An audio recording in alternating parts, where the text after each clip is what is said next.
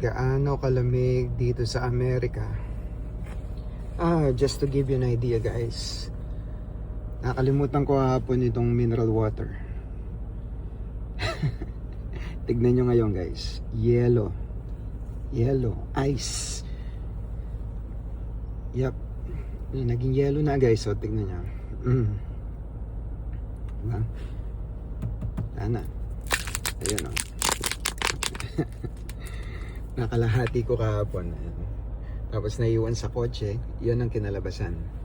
So guys, yan ang weather ngayon. 12 degrees Fahrenheit. Ayan o.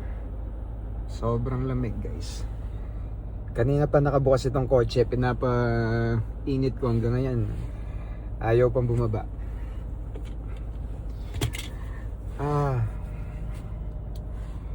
Malilate na ako sa trabaho guys. I need to work Saturday ngayon pero doing overtime.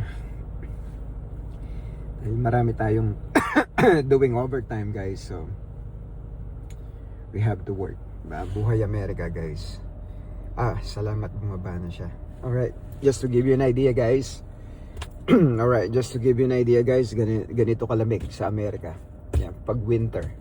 Right, winter ngayon. At bukas may hinihintay kami na winter storm. Isa daw sa pinakamalakas na storm. Well, we'll see about that. I'm not excited guys. Dahil ako na naman na mag-plow niyan sa grado. Oh my gosh. Itong garage namin at pati yung walkway dun sa harapan, kailangan linisin din mamaya. Alright guys, I'll see you later. Bye.